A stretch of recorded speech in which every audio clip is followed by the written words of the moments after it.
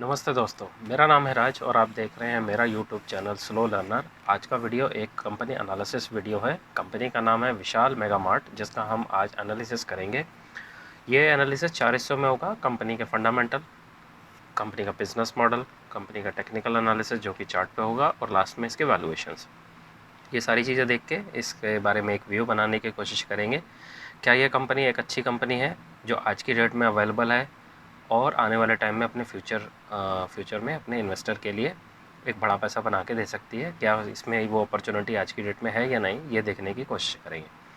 अब ये सारी इन्फॉर्मेशन यूज़ करते हैं और फिर अपने फाइनल व्यू की तरफ चलते हैं। चलिए शुरू करते हैं। ये इंडिया की एक हाइपर मार्केट की जो चेन होती है उसमें एक बहुत बड़े प्लेयर हैं। शहरों में इनके 645 से ज़्यादा स्टोर्स अवेलेबल हैं। टोटल इनके पास जो स्टोर की जो अवेलेबिलिटी है, या जिसको हम स्क्वायर फुट में हम कह सकते हैं कि उसकी जो जगह है वो 30 लाख स्क्वायर फुट अवेलेबल है आज की डेट में। इनका जो बिज़नेस एरिया जहाँ पे इनके स्टोर्स खुले हुए हैं, बने हुए हैं, और आप tier 2, tier 1, tier 2, tier 3 city में जहाँ पे भी आप रहते हैं, आपके आसपास आपको विशाल मेगा मार्ट आपको बड़ी आसानी से दिख जाएगा। तो विशाल मेगा मार्ट वाले इनका जो वेबसाइट पे भी अवेलेबल है, ऑनलाइन एप्लीकेशन पे भी अवेलेबल है, वहाँ से भी अपना ये सामान बेचते हैं। ये जो विशाल मेगा मार्ट वाले हैं ये टारगेट करते हैं मिडिल क्लास और लोअर मिडिल क्लास जो कस्टमर हैं, वो इनके हैं। सस्ते दामों पे डिस्काउंटेड ऑफ़र दे दे के कस्टमरों को बुलाते हैं और उनको भर भर के अपना सामान बेचते हैं। इनका सिंपल सा बिज़नेस मॉडल है। इनके ज़्यादातर जो प्रोडक्ट्स अवेलेबल हैं ये बाहर से बल्क में ख़रीदते हैं, क्योंकि ये बल्क में ख़रीदते हैं तो वहाँ से इनको डिस्काउंटेड रेट पे मिल जाता है और आगे अपने कस्टमर्स को बेच देते हैं। बस इनका यही बिज़नेस मॉडल है। आज की डेट में इन्होंने अपने खुद से 26 ब्रांड डेवलप कर लिए हैं आज की डेट में। और उसमें क्या-क्या बना रहे हैं, टी-शर्ट्स बना रहे हैं, शर्ट्स बना रहे हैं, डेनिम की डेनिम एथनिक वेयर्स, उसके साथ-साथ inner wears for all the ages. वो किसी भी एज के हों, ग्रुप में हों, मोटे, पतले, लंबे, चौड़े जैसे भी हों, उन सबके ये बना रहे हैं।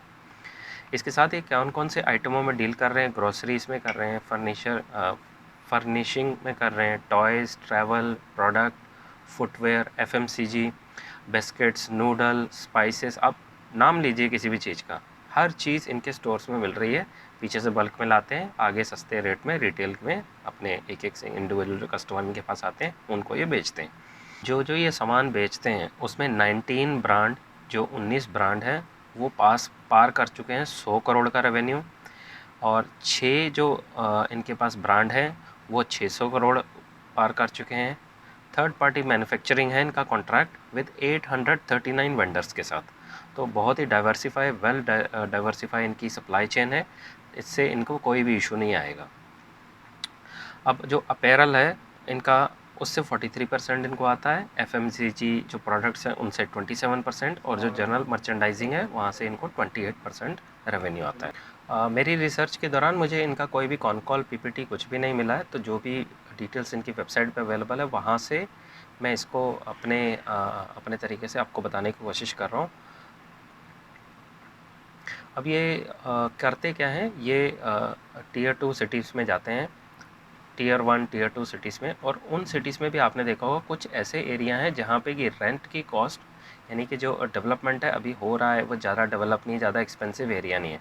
जैसे अगर न्यू दिल्ली में बात करा जाए तो न्यू दिल्ली का पॉश एरिया कनॉट प्लेस हो गया, सरोजनी नगर हो गया, ठीक है। तो ये ऐसे पॉश एरिया से ये वहाँ पे मॉल नहीं खोलते हैं, ये खोलते हैं जैसे पश्चिम विहार हो गया, नांगलोई हो गया। ये थोड़े से स्लम एरिया कहना गलत वर्ड होगा, लेकिन चिपर एरिया हैं, सस्ते एरिया जहाँ पे रेंट की कॉस्ट कम है कंपैरेटिवली जो दिल्ली के पॉश एरिया। तो वहाँ पे ये दुकान्स लेते हैं, अपनी शॉप्स लेते हैं और वहाँ पे अपना सामान बेचते हैं। और जैसा कि इनका जो बिज़नेस मॉडल है, ये मिडिल क्लास और लोअर मिडिल क्लास जो इनकम वाला ग्रुप है उसको टारगेट करते हैं। सस्ती आइटमें डिस्काउंटेड रेट पे उनको देते हैं और अट्रैक्ट करते रहते हैं। बड़ा ही सिंपल मॉडल है। बनाते ज़्यादा खुद कुछ नहीं है, बना बनाया सामान पीछे से लेते हैं, बल्क में लेते हैं और आगे बेच देते हैं। अब इनकी कोई मुझे कॉन कॉल और पीपीटी तो नहीं मिली वेबसाइट पे, तो सीधा चलते हैं कंपनी का फंडामेंटल्स में और एक बारी फंडामेंटल्स देख लेते हैं कैसे दिख रहे हैं। कंपनी आज की डेट में 48,600 करोड़ के मार्केट कैप पे अवेलेबल है। कंपनी का जो सेल्स ग्रोथ है 26 है, 3 साल का ये एवरेज है। ऑपरेटिंग प्रॉफिट मार्जिन 14 और आरओई 8 का है। इंडस्ट्री का पी 28 है और कंपनी आज की डेट में 107 के पी पे ट्रेड कर रही है, जो कि काफ़ी महंगी है। और कंपनी का जो चार्ट है वो कंपनी का चार्ट डाउन ट्रेंड तो कहना गलत होगा, कंसोलिडेट कर रहा है, लेकिन परफॉर्मेंस डाउन ट्रेंड ही कह सकते हैं इसको, वीक दिख रहा है लेकिन कंसोलिडेट कर रहा है। डाउन ट्रेंड कहेंगे इसको हम, डाउन ट्रेंड है लेकिन वीक दिख रहा है अभी। क्वार्टर ऑन क्वार्टर बेसिस पे अगर देखा जाए तो सितंबर में इनके नंबर्स अच्छे नहीं आए थे, लेकिन दिसंबर में दोबारा से इनके नंबर फिर से ठीक हो गए। लेकिन जो इन्होंने सेल्स की स्पीड दिखाई है वो अभी इनको देखना पड़ेगा हमें दोबारा। क्वार्टर ऑन क्वार्टर बेसिस पे जो इन्होंने नंबर दिखाए हैं, नंबर ठीक दिख रहे हैं, लेकिन इनको एक बार वॉच लिस्ट में रखना पड़ेगा, क्योंकि कंपनी नई है और अभी जो ये प्रॉमिसेस इनके जो स्क्रीनर पे नंबर दिख रहे हैं वो पूरे होते हुए दिख नहीं रहे हैं। लेकिन कंपनी ठीक लग रही है, इनको अपनी वॉच लिस्ट में रखना चाहिए। ईयर ऑन ईयर बेसिस पे इनके जो रिज़ल्ट्स हैं वो ठीक हैं, लेकिन ये इसी साल के नंबर हैं। अभी पिछले जो 3 साल के 4 साल के नंबर हैं वो इनके आईपीओ लाने से पहले के नंबर हैं। कंपनी प्रॉफिट बना पा रही है लगातार, जो एक अच्छा साइन है। कंपनी की सेल्स ग्रोथ के कंपैरेटिव में प्रॉफिट की ग्रोथ ज़्यादा अच्छी है, जो कि एक अच्छा साइन है, तो पॉजिटिव साइन इसको कह सकते हैं। रिज़र्व्स इनके लगातार इम्प्रूव हुए हैं, साथ ही में इनकी बोरोविंग भी इम्प्रूव हो रही है, क्योंकि ये अपने स्टोर्स खोलते रहते हैं और वहाँ पे काफ़ी इन्वेंट्री की, पैसे की ज़रूरत पड़ती है जब भी एक्सपेंशन मोड में जाते हैं। लेकिन डेट ज़्यादा बुरा नहीं है, क्योंकि 1:2 बोरोविंग के कंपैरिजन में रिज़र्व्स उसके आसपास ही हैं। लेकिन अगर इसकी जैसे ही कॉन कॉल मिलेगी और पीपीटी मिलेगा तो उसमें ज़्यादा क्लैरिटी मिल पाएगी और उसके बारे में ज़्यादा अच्छे से हमें पता लग जाएगा कि इनका एक्सपेंशन का रेट क्या है। DRHP है अवेलेबल, मैंने नहीं पढ़ा है, आप उसको एक बार जाके खुद। डेटर्स डे देखिए 1 है और डेज पेबल 69। इसका मतलब क्या है, 69 डेज़ में जिससे ये सामान खरीदते हैं उसको 69 डेज़ में पैसा देते हैं, और जिसको ये बेचते हैं यानी कि इनके जो कस्टमर है B2C कस्टमर को डायरेक्टली सेल करते हैं, उसको 1 दिन में ले लेते हैं। तो ये उधार में खरीदते हैं और कैश में बेचते हैं। इसके लिए इसी की वजह से इनके पास ज़्यादातर कैश की कभी प्रॉब्लम नहीं होती है, तो जो कि इनको एक्सपेंशन करने में ज़्यादा आसानी रहेगी, ज़्यादा दिक्कत नहीं होएगी। प्रमोटर होल्डिंग 76% है। FIIs DIIs अवेलेबल हैं दोनों कंपनी में, और पब्लिक होल्डिंग 7% है।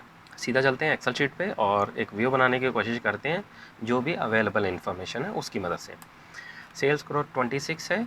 कंपनी का ग्रोथ और सेल्स ट्रेजेक्ट्री दोनों ग्रोविंग है, अप है, बुलिश है।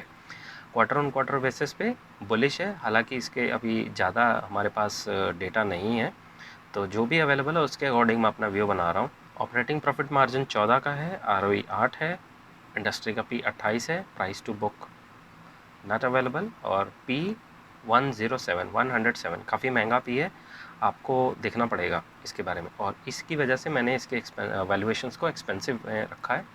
ओवरऑल फंडामेंटल गुड है, टेक्निकल में डाउन ट्रेंड है और गाइडेंस अवेलेबल नहीं है। कैटेगरी मैंने इसको ओके कैटेगरी में रखा है। जो मेरे रीजंस हैं उसमें एक तो पेस ऑफ सेल्स ग्रोथ ठीक है, सेक्टर डिमांड में है, बट इसका कॉन कॉल और पीपीटी नहीं मिला मुझे, तो जिसकी वजह से मैं इसके बारे में ज़्यादा कोई ख़ास राय नहीं बना सकता अभी। और आपको एक डिस्क्लेमर देना चाहूँगा, ये वीडियो किसी भी तरह का बाय सेल रिकमेंडेशन नहीं है, प्योरली ये वीडियो एक एजुकेशन पर्पज़ के लिए मेरी अपनी की हुई रिसर्च है जो मैं आपके साथ शेयर कर रहा हूँ। प्लीज़ आप इस वीडियो को लाइक कर दीजिए, शेयर कर दीजिए और सब्सक्राइब कर दीजिए, क्योंकि जब आप ऐसा करते हैं तो इससे मुझे बहुत मोटिवेशन मिलता है और इस चैनल को आपके सपोर्ट की बहुत ज़रूरत है। तो ये था मेरा आज का वीडियो। आई होप मेरे इस वीडियो से आपको काफ़ी मदद मिली होगी। मिलते हैं अगली वीडियो में, तब तक के लिए सीखते रहिए, खुश रहिए, इन्वेस्ट करते रहिए। Thank you.